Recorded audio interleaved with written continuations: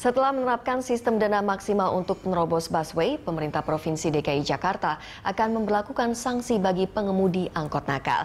Bekerja sama dengan pihak kepolisian, Pemprov DKI akan mendenda sopir angkot yang kedapatan ngetem atau berhenti menunggu penumpang di jalan. Salah satu penyebab kemacetan di ibu kota adalah banyaknya angkutan umum atau angkot yang berhenti sembarangan untuk menaiki dan menurunkan penumpang atau mengetem. Guna meminimalisasi sumber kemacetan, pemerintah Provinsi DKI Jakarta berencana menetapkan sanksi bagi supir angkot yang mengetem. Tak tanggung-tanggung, sanksi tersebut sebesar Rp500.000. Kebijakan pemerintah Provinsi DKI Jakarta tersebut dianggap cukup memberatkan sejumlah supir angkutan umum. Menurut mereka, denda sebesar Rp500.000 sangat besar dan tidak sebanding dengan penghasilan mereka.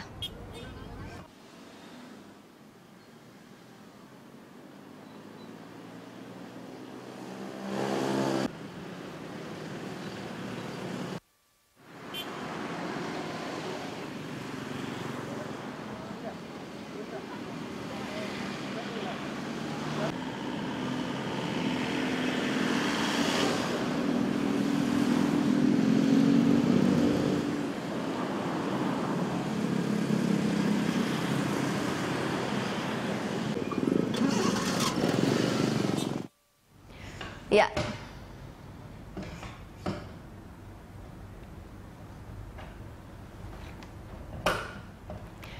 Setelah operasi cabut, ya kita mulai dialog kita bersama Mbak Ellen dan juga Bapak Udar Pristono. Terima kasih Ibu Ellen sudah hadir di studio kami dan Pak Pristono juga sudah tersambung dari lewat sambungan telepon.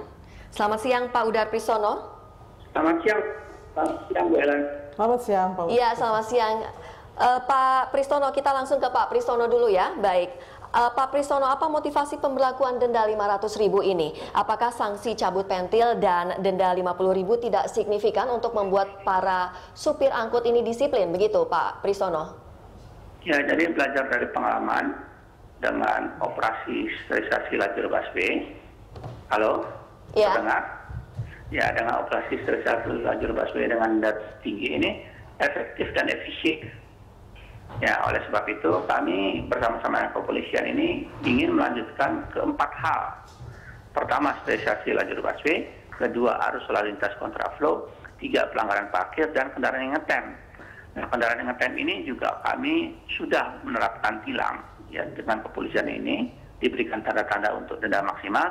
Tinggal Pak Hakim di pengadilan ini dapat memberikan denda maksimal sehingga para supir ini terjadi efek jera. Kalau mereka efek jerahnya timbul, mereka tidak mulai perbuatannya lagi. Karena kalau mengetem di persimpangan ini kan merugikan orang banyak. Oke, kita tahu Pak Pristono bahwa angkot mengetem ini sudah lama. Kenapa baru ditegakkan sekarang?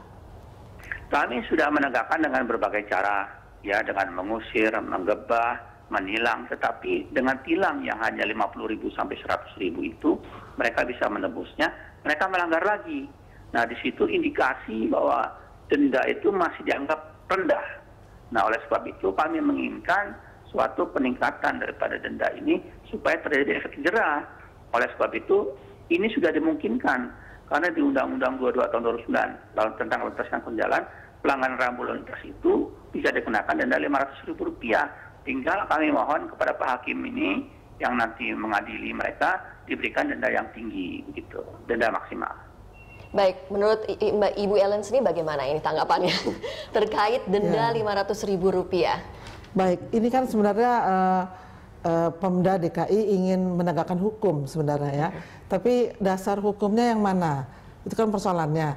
Kalau dasar hukumnya jelas, tepat, dilaksanakan akan tidak ada masalah dan itu harus dilaksanakan. Berarti sampai saat ini dasar hukumnya belum jelas dan tepat begitu ya? Kalau dasar hukum yang jelas itu di Undang-Undang 22 tahun 2009 pasal 126 bahwa angkutan umum orang, penumpang orang itu tidak boleh berhenti di sembarang tempat, menaikkan dan menurunkan penumpang di sembarang tempat dan tidak boleh mengetem, itu jelas.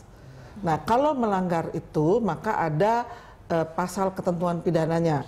Pasal ketentuan pidananya itu pasal 302. Itu jelas di situ tertulis jika kendaraan itu mengetem atau kendaraan itu menurunkan penumpang sembarangan atau berhenti di sembarang tempat yang berjalan di luar trayek yang sudah ada trayeknya ya, maka itu ada denda kurungan maksimal 1 bulan dan 250.000 dendanya. Nah itu itu kan termasuk pidana ringan. Berarti aturan ini sudah ada sejak lama begitu tahun ya? 2009, jadi sudah ada. Nah kalau ini mau diterapkan 500.000, ya sampai sekarang saya belum tahu ya itu dasar hukumnya apa. Barangkali ada perdanya sendiri. Dan kalau yang dulu 50.000, barangkali itu karena keputusan pengadilan. Jadi denda ini kan ada denda maksimal dan ada keputusan di pengadilan.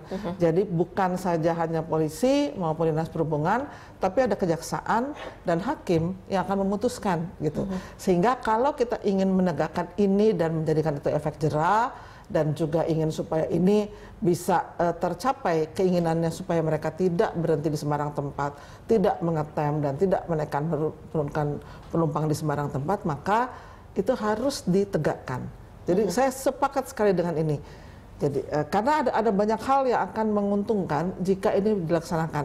Dan di mana-mana di luar negeri kalau kita lihat selalu pengemudi itu taat. Bahwa mereka tapi hanya di Indonesia saja karena barangkali aturannya tidak pernah diimplementasikan begitu ya. Iya, kalau dari 2009 aja yang aturan yang nggak usah yang lain, yang itu aja dua-dua.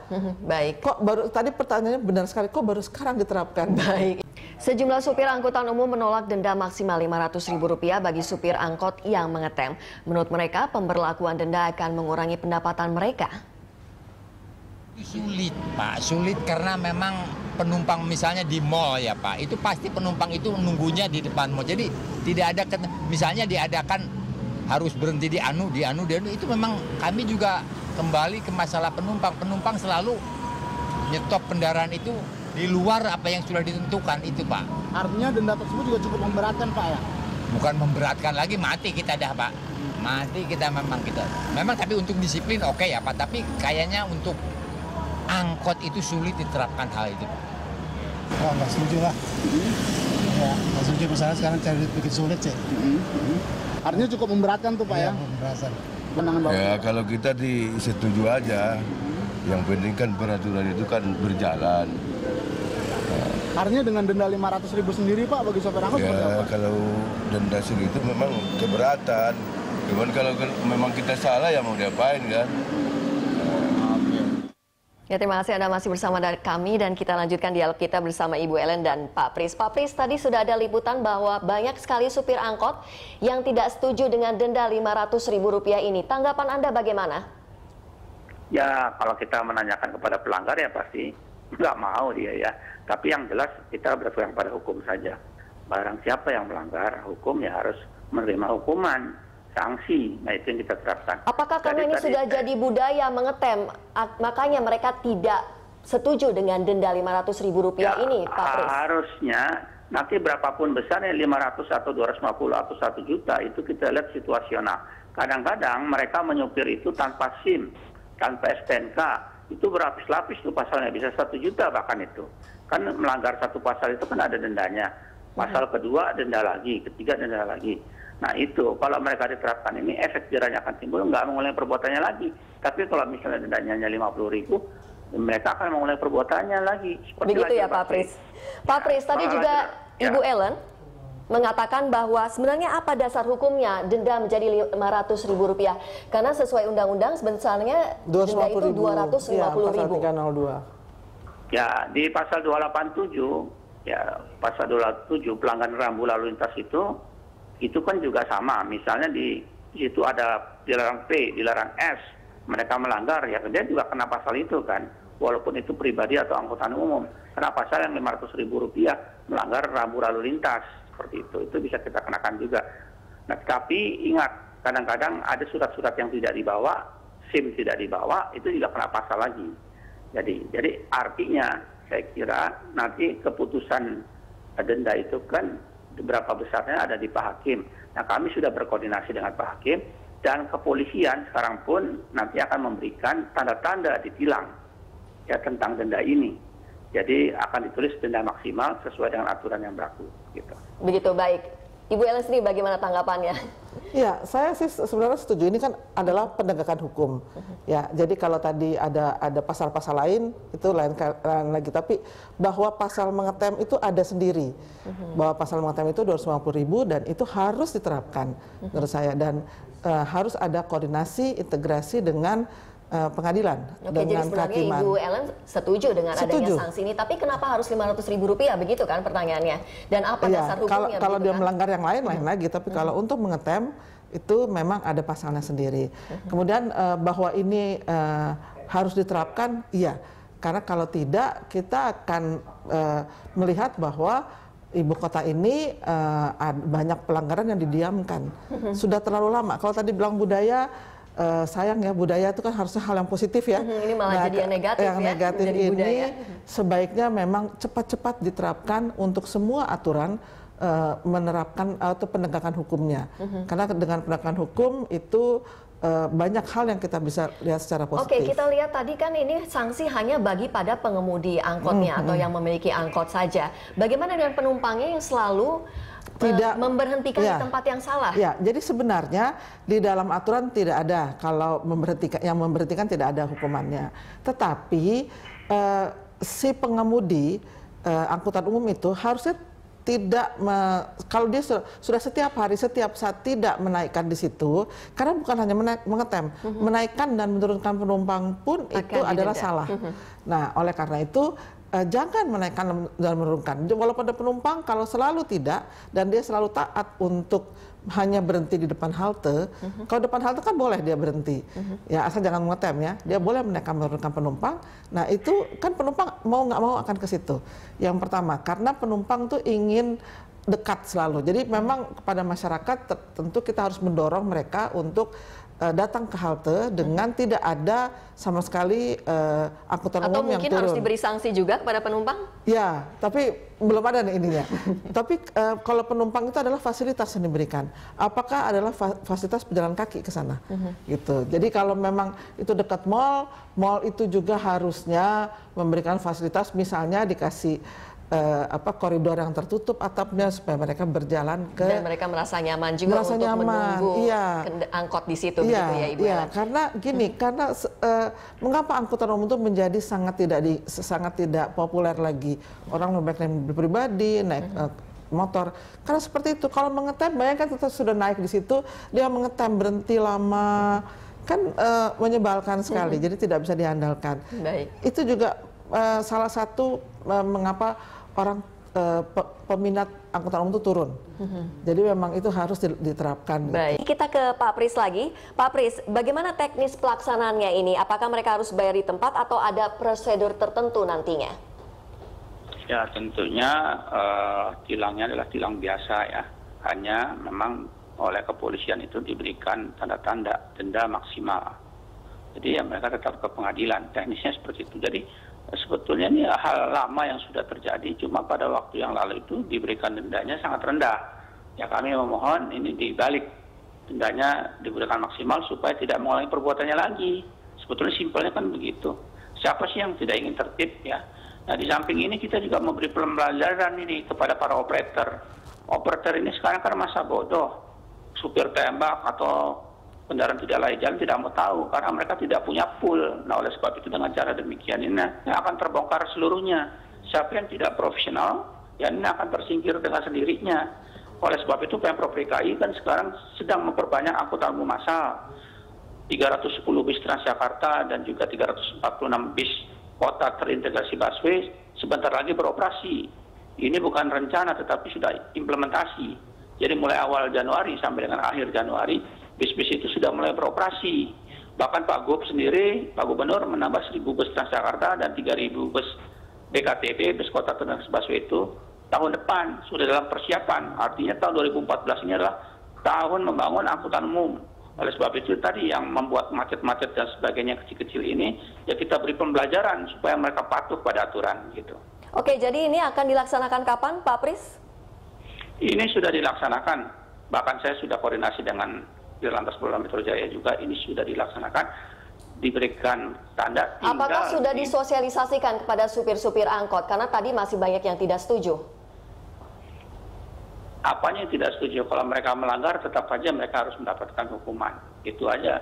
Dan mereka itu sudah tahu persis karena mereka tidak pernah patuh, mengulang-ulangi perbuatannya terus, ya kita harus maksimalkan dendanya. Saya kira demikian. Ini hal yang jelas bahwa rambu P dicoret, S dicoret, tidak boleh ngetem, itu kan sudah menjadi aturan yang sudah berlaku dari sejak zaman dulu gitu. Oke, baik Pak Pris Udar Pristono, terima kasih. Ya Bu Ellen, tadi Pak Pris mengatakan banyak supir tembak, begitu makanya mereka tidak disiplin. Apakah supir-supir angkot ini harus melalui sertifikasi tertentu atau pelatihan tertentu agar mereka bisa menjadi supir angkot? Ya seharusnya sih begitu, bahwa supir angkot itu adalah profesional. Mereka pekerjaannya adalah mengangkut orang. Jadi faktor keselamatan juga di situ, faktor taat kepada rambu-rambu lalu lintas juga harus diutamakan. Jadi kalau dibilang sertifikasi sih harus ya. Tetapi kalaupun itu belum dilaksanakan, bahwa mengikuti aturan itu juga harus gitu. Jadi tidak Tapi berarti. mungkin tidak di negara kita bahwa supir angkut ini harus melalui pelatihan dan mendapatkan sertifikat. Sangat mungkin, sangat mungkin. Itu malah kami sangat mendorong supaya jadi selain SIM, mereka juga harus ada sertifikasi untuk memperoleh pengetahuan tentang bagaimana membawa orang yang umum ya. Jadi bukan kendaraan pribadi sendiri. Kalau kendaraan pribadi sendiri kan tanggung jawab sendiri. Tapi karena ini ada umum, ada orang yang harus diangkut, bagaimana mengangkut orang, bagaimana menurunkan dan sebagainya, mereka harus tahu. Kalau bilang mungkin, sangat mungkin. Gitu. Tapi pelaksanaannya entah kapan begitu ya? Iya, pelaksanaannya sih mungkin belum. Tapi kita sekarang, saya sangat mendorong juga ini supaya bisa terjadi, dan juga kalau dikatakan sosialisasi itu bukan saja kepada supir, tapi kalau bisa Pemda DKI buatlah banner, spanduk di mana-mana untuk memberitahukan kepada pengguna angkutan umum untuk tidak menaikkan atau naik atau turun di tempat-tempat yang tidak boleh. Baik. Jadi kalau ada kumpulan orang-orang yang mau naik turun di situ, jadi dilihat aja di mana, dipasang itu banner besar-besar, ditulis di situ tidak boleh naik turun angkot di sini karena supirnya akan didenda sekian. Gitu. Karena atau melanggar pasal ini gitu. Jadi si penumpang juga disosialisasikan walaupun tidak ada sanksi buat penumpang, tapi mereka dihimbau. Kemudian yang kedua, siapkan tempat mereka untuk berjalan kaki, untuk pergi ke tempat halte. Yang ketiga, saya sepakat dengan Pak Pristono, Organda sebagai organisasi para pengusaha, dalam tanda kutip ya, pengusaha, karena pengusahanya si supir sendiri ya, dari angkot-angkot ini harus bertanggung jawab juga untuk membina anggotanya untuk tertib gitu. Jadi ya itu tadi, supir tembak. Jadi semuanya ada kerjasama berbagi pihak begitu ya, tidak hanya supir angkotnya saja, tapi penumpangnya dan juga Organda begitu. Jadi ya. Jadi kalau ada supir tembak, yang memberikan sanksi yang pertama adalah si Organdanya gitu. Jadi supaya mereka sama-sama secara organisasi bisa melihat bahwa supaya Jakarta ini menjadi lebih baik, tidak jadi macet karena ngetem dan sistem sebagainya. Berjalan dan orang-orangnya, warganya pun tertib jadi, begitu ya. Tiga pihak itu, jadi ada si penumpang, si pengusaha dan organisasinya dan penegakan hukum itu harus berjalan bersama-sama. Jangan kita hanya menyalahkan, kan tidak ada polisi, kan selalu begitu. Tapi semua harus bersama-sama menyadari bahwa ketertiban itu bisa terjadi kalau kita sama-sama. Gitu. Baik Ibu Ellen, terima kasih. Ya pemirsa, demikian Dialog Jurnal Siang, tetaplah bersama kami.